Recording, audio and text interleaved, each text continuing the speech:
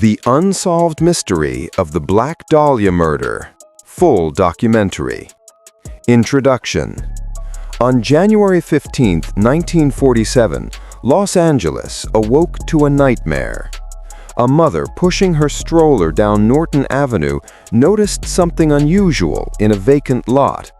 At first, she thought it was a broken mannequin, but as she came closer, she realized it was the body of a young woman, severed in half, drained of blood, and posed in a grotesque manner. This shocking discovery became the beginning of one of America's darkest unsolved mysteries, the Black Dahlia Murder. Part 1. The World of 1940s Los Angeles. To understand the Black Dahlia case, we must step into Los Angeles in the late 1940s.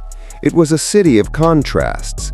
The glamour of Hollywood attracted dreamers from across the nation, while crime, corruption, and poverty spread in its shadows. The Second World War had ended, and soldiers returned with hopes of prosperity. But for many, including young women chasing stardom, the city was dangerous. Elizabeth Short, born July 29, 1924, was one of those dreamers. Known for her striking black hair and pale complexion, Elizabeth had a magnetic presence. Friends described her as ambitious, charming, and a little mysterious, but her life was not easy. Abandoned by her father, Elizabeth grew up with hardship. She spent her teenage years between Massachusetts and Florida, often ill and always searching for stability. Eventually, she came to Los Angeles, hoping to become an actress. The press later called her the Black Dahlia, inspired by the film noir The Blue Dahlia. Part 2. The Discovery.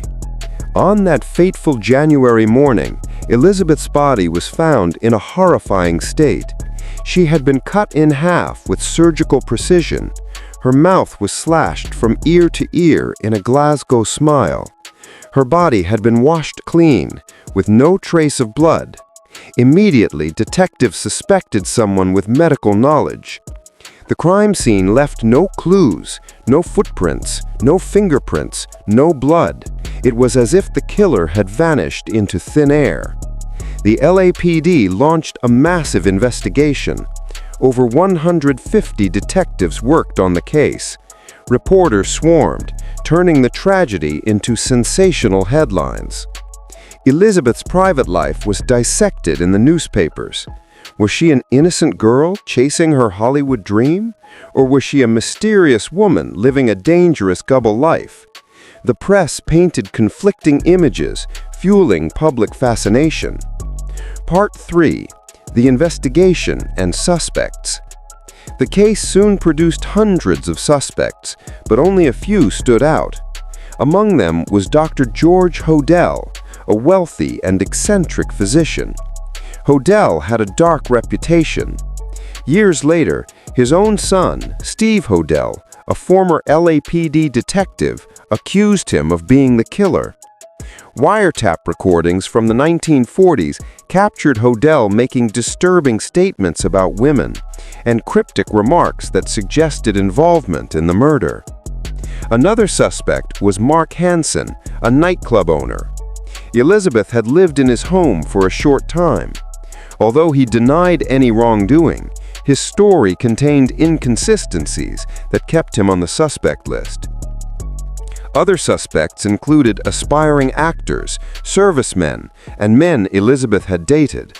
But despite interrogations, the evidence remained circumstantial.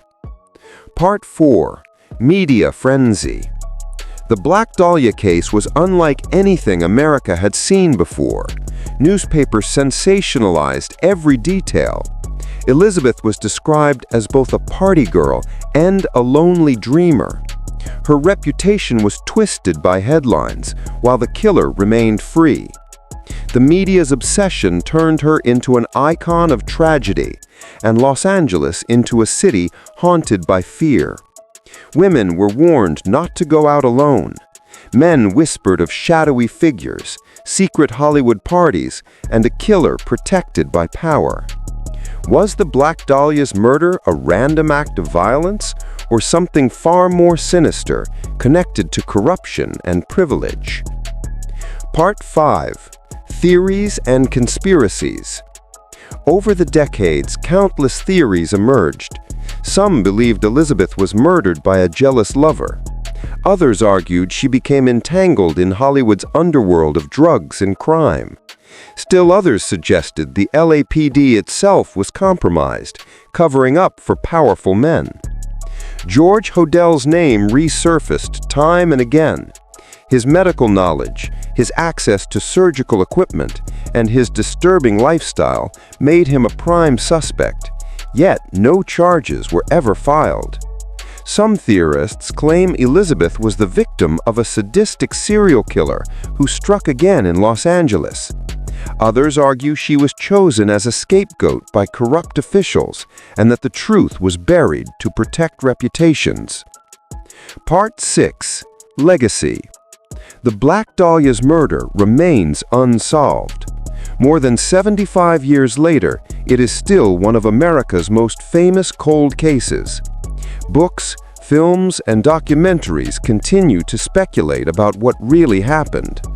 The case has become a symbol of Hollywood's dark side, the price of ambition, and the dangers that lurk behind glamour. Elizabeth Short came to Los Angeles with dreams of stardom. Instead, her name became immortalized in one of the darkest chapters of true crime history. The Black Dahlia is not just a story about a murder. It is about society's obsession with beauty, fame, and tragedy. And it is about the haunting truth that some mysteries may never be solved. Conclusion. Even today, the Black Dahlia case raises chilling questions. Who killed Elizabeth Short? Why was she murdered in such a gruesome fashion? Was it an act of personal rage, or was it part of a larger conspiracy? We may never know, but the case endures, a reminder of how fragile dreams can be, and how easily a life can become a legend. Thanks for watching. Please subscribe our channel.